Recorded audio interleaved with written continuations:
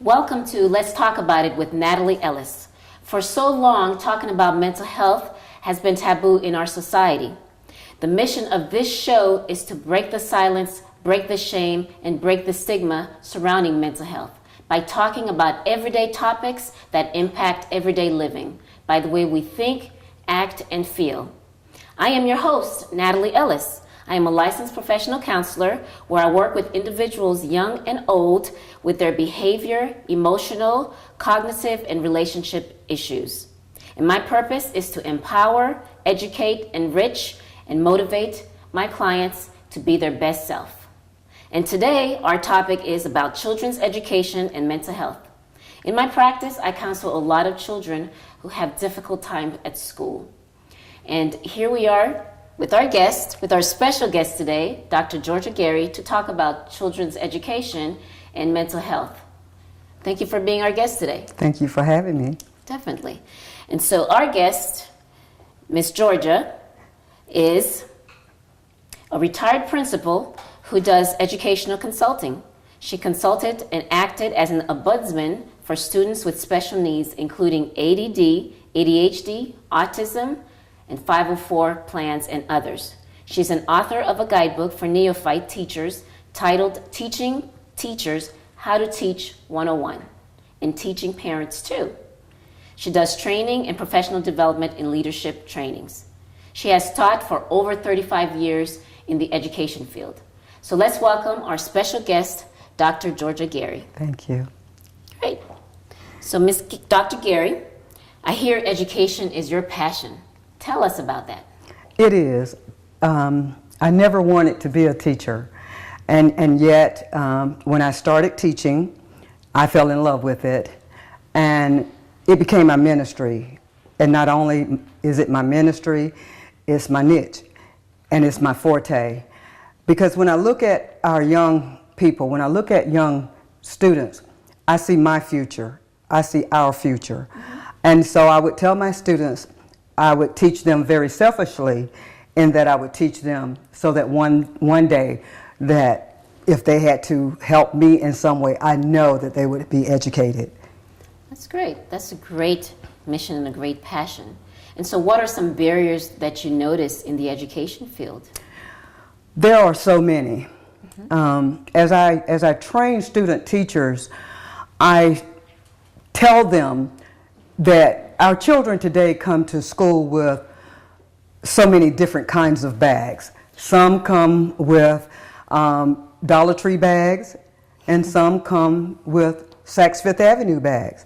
And what I mean by that is that we can take children from any socioeconomic area or level, and those children come to school with some serious problems. And therefore, as an educator, we must understand that before we can teach them math, science, English, and social studies, sometimes we have to take that time to look at the whole child. By that, seeing what that child is going through, looking at the issues that's facing our students in the everyday classroom, because they come with many issues. Yeah, definitely.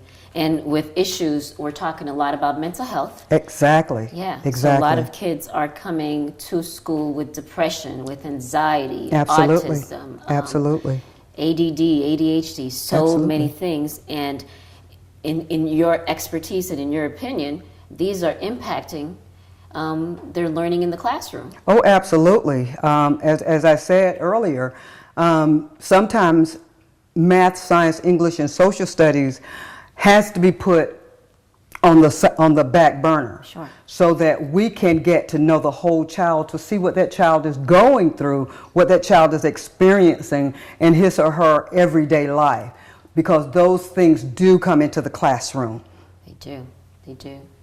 I could imagine, and that must be hard not just for the student, because the student is the one living it in the classroom, but also for the teacher as well, trying to manage 35 students. It can be. I've found that as a former classroom teacher, that if I would give my students an opportunity to just talk to me, to just share with me what's going on with them. I talk about in my book, if we get them to trust us, we can get them to tell us anything. Right. And in telling us anything, sometimes they will open up once they've begun to trust us, and they will tell us some of the issues that they are going through at home or at school or otherwise. I've had students young ladies to tell me first that they were pregnant before they told their parents because they trusted me. Sure. I've had students to tell me that they were being bullied when they would not tell anyone else because I made my classroom a safe haven for them. That's a very important word, safe, especially when kids spend, 40 hours of their time Absolutely. at school. Absolutely. They spend a majority of their day at school Absolutely.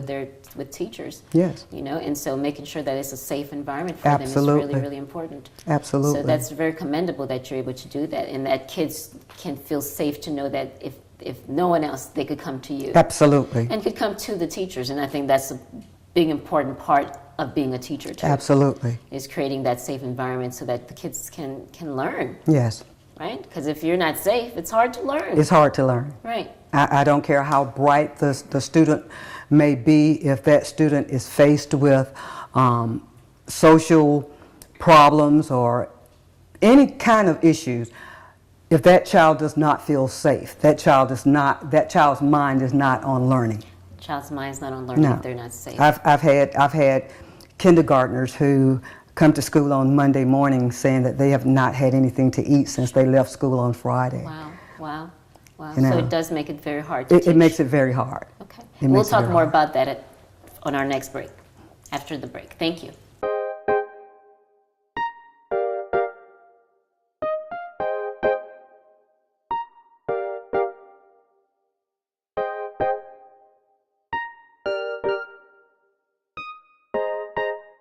Welcome back to Let's Talk About It with Nathalie Ellis. And joining me today is our special guest, Dr. Georgia Gary. So we're going to continue our conversation in regards to children's education and mental health. And one of the key things that you said is feeling safe. It's hard for kids to learn if they are not Absolutely. safe or don't feel safe. Absolutely. Okay. So what are some examples of mental health or special needs that you've seen that's created a barrier?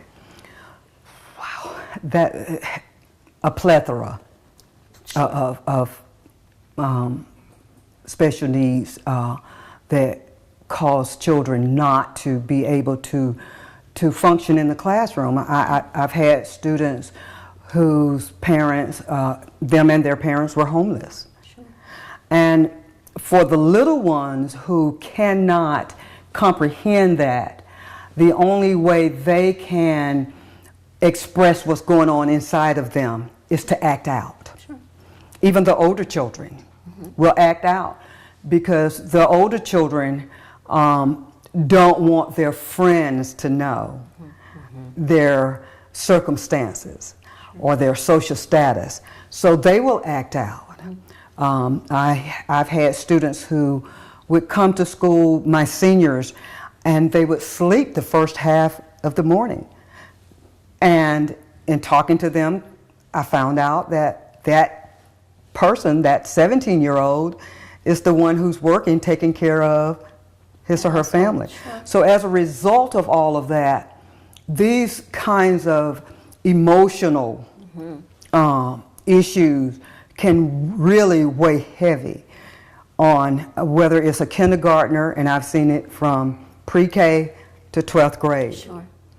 They can weigh heavily on them, and many times they don't know how to deal with them. They don't know who to go to. Definitely. And you speak of hunger, you speak of homelessness, you speak of not being able to be fully cared for. There's neglect. There's so many things. And Abuse. And research has shown these things not only impact emotionally, but also impacts the brain. Absolutely. Brain patterns and brain development. Absolutely. And so going back to education again, you know, if their brain is not fully developing or fully getting the things that they need, their nourishment that they need, I'm sure that's impacting their education. Oh, absolutely. I did some research some years ago on the effect of nutritional maturation on unborn babies. When the mother is carrying the baby and the mother is not eating enough or feeding enough for the infant to grow, and the effect that it has on that baby's maturation as it's being developed in the mother. So you can imagine through that growth process, and once the baby comes and that baby is still malnutritioned, what's happening with that child? The baby's already coming out at a deficit. It's coming out at a deficit. The child has already entered the world with a stigma, if you will. And again, just imagine that young child, a preschooler, 3, 4, 5 years old, who comes to school and knowing that they've not had anything to eat, but do not know how to articulate it to the teacher or to someone so that they can work with the child as well as with the parents. And again, that's what I talk about in my book. That's why I say teaching teachers how to teach and teaching parents too. Yes. Because as educators, we wear many hats. We wear many hats. And in wearing those hats, sometimes we have to put on a hat that will allow us to teach the parents how to parent. Because if you think about it, parenting, you don't ever be taught or given a certificate of how to teach. You're just, sometimes thrown into it. So as an educator, I like to teach my parents to how to seek help for their children. Yes. Not to just allow the child to grow up with these issues and not try to find some avenue to get help for the child. Yeah, and I think that's a very good point that you bring in terms of really the teacher not only knowing the whole child, but also learning the parent as well. And how does a teacher, in order to get to the child, also teach the parent? Because in some ways, in order to get to that child, you have to know a little bit about that parent too. Absolutely. Because the child's going back home to that parent. Absolutely. The homework needs to be done at home. There's a lot of things that's done at home in order to be prepared for school. Absolutely. And so as the teacher, I'm sure that teaching the parents plays a big part as well. Oh, absolutely. And again, I have to go back to the term safe haven, safe harbor for that parent. That parent too must feel safe. The teacher must, the educator must make the teacher make the parent feel safe, so that that parent will again gain that trust that this is someone that I can trust to help me help my child. And once that marriage has been made and is successful and is happy and is resourceful, then that parent will start sharing with the teacher. It's a collaboration, home and school working together. Because as you've just said, once the child leaves the school, then that child goes home. So the homework must be followed. And I'm not talking about academics. I'm talking about that psychological and social interaction that parents need to have with their children so that they can help them to grow in a healthy manner. Right, and you're absolutely right, because it takes a village. It takes a village in the school system. Absolutely. It takes a village in the communities. Absolutely. To make sure that the child is well. And I know with my experience as a therapist, I've had to go in the classrooms a few times to talk to teachers, because the child that I have is acting out at school, is cursing the teacher out or going through different things. And I know I've had to sit sometimes and observe the child and provide some input for the teachers, or even sit in IEP meetings. And, because there's a lot of strategies and lots of tools of ways to make sure that we get the child's needs met. And sometimes parents don't know that. No, they don't. And sometimes teachers don't know. And sometimes teachers don't. Right. And when you have parents nor teachers knowing and understanding what is actually going on inside of that child. As I said earlier, for young people, for children especially, the only way they know how to express what's going on inside of them is to act out. So then the question becomes to that child, what's going on inside of you? The little ones will always say that their tummy hurts or their head hurts because that's the only thing that they can relate it to. The older kids will always say it's nothing, and yet they're acting out. So the important thing for the teacher, the parent, and the school psychologist, the school counselor, and when I do professional development, I make sure that they understand that it's important to get inside of that child. Yes, yes. And we'll talk more about that after the break, but the collaborative is really, really important. And part of that collaborative is to be attentive. Exactly. So all these different parties and partners need to be attentive Absolutely. to the child's needs in order to make sure their needs are met. But we'll talk more about that after the break.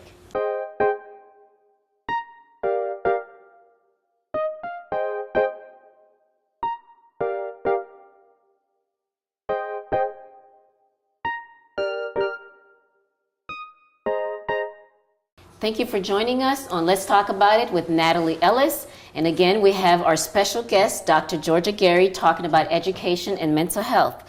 So, Dr. Gary, you talk about safety in the classroom. You talked about collaboration, a marriage between teachers and parents, between the school counselors, psychologists, everybody that's involved in making sure that the child's education is successful. That needs to be a communion, a marriage. Right? And so what would you say to the child with mental health and special needs who's struggling in the education system? What would I say to the student? Yeah, let's start with the student. What would you say to that child who is struggling? I would say to the child, what's on your mind today? Let's talk. Let's just talk about anything you want to talk about. Sure. And again, it's getting that student, that child, to trust you. And of course, most students will not start out by telling you what's going on inside of them. But the more the teacher, the therapist, the counselor makes that child feel safe and comfortable, then that child will open up. Definitely. And start talking. Safety and trust is very, very critical. Those are the two critical issues, yes. For everyone, for despite everyone. mental health or not. Absolutely. You know, and the more we could feel safe and the more we could trust the environment or the people around us, the more successful we can be. Absolutely. You know, so I could definitely see how that makes an impact. Absolutely. And now what would you say to the parent with a child with mental health issues or a child with special needs? Because oftentimes I do hear how frustrated the parents are, feeling as if their child is constantly being suspended, because with that comes a lot of disciplinary issues. The child is suspended, they're sometimes they even get expelled, and or they're passed on, or they're not learning. There's a lot of things that's happening, and the parent oftentimes feel as if their child's not getting the help that they need. And so what would you say to that parent? I always like to put the onus back on the parent. Whether that parent is educated or not. Putting the onus back on the parent gives that parent ownership, helps that parent to take responsibility. So I'll ask that parent, what are you doing for Johnny or Mary at home? How do you talk to them? Or how do you assist them? And oftentimes I have parents saying, I don't know how to talk to them. I don't know what to say to them. I gave my seniors a homework assignment one weekend to just go home and talk to their parents. Wow. And I said to them, I guarantee you when you come back, you will find out that your parents are just as timid about talking to you as you are about them. Yes. Why? Because parents, you know, as parents we have a lot going on. We have a job, we got to worry about how we're going to do this. But I would tell my seniors, talk to them at a time when everybody's in a good mood. Sure. You know, I often, with that being said, I often encourage parent and child to play games. Oftentimes that doesn't happen. As a parent or as a person in authority, we often are in a position where we're giving directives. Go clean your room, go do this, make sure you do your homework, you know, clean up, do this, do that. And sometimes that creates a drift in the relationship with the child because they're constantly in a position of authority, and sometimes the child does it, sometimes not. And so there's sometimes a lot of hostility and anger that may happen. Absolutely. And so when you said a happy time, and when you talk about having conversations, that becomes really, really, really important, you know, to build a bond. To build that bond. Yeah. That bond is critical for parents and their children to get to know one another. Again, it doesn't matter the age of the child, but that's a critical time for parents to learn their children and their children to learn their parents. What my seniors came back and told me from what they learned about their parents was that their parents opened up and told them that they were just as afraid to talk to them about their issues as they were to talk to their parents. And that helped my seniors to understand their parents. Yes. Because as I said to them, oftentimes as parents, we don't see you as people. We see you as our children. Sure. And what I mean by that is the way we treat our children is, you know, I'm the parent, and when I tell you to do something, I want you to do it. But when we deal with outsiders, when we deal with other people, we are cognizant of how we talk to them. Definitely. So we need to take that same and apply it to our children. This has been such a great conversation, and we could talk about this all day, right? And so you've been such a great help in giving us some insight in terms of the education system. What would you like the audience to know? How can the audience reach you if they want more information about educational consulting? How can they reach you? Or? Sure. I would love for anyone who wants to talk with me or have me to come and do professional development. You can contact me at GA_ELLIS@yahoo.com. Again, that's GA_ELLIS@yahoo.com. And I would be more than happy to act as a liaison between parent and school if parents need that. Okay. Well, thank you so much, Dr. Gary, for such a great conversation. Thank you for having me. And this is the end of our show. Thank you all for joining me today at Let's Talk About It with Nathalie Ellis. And again, our mission is to break the silence, break the shame, and break the stigma surrounding mental health. Thank you.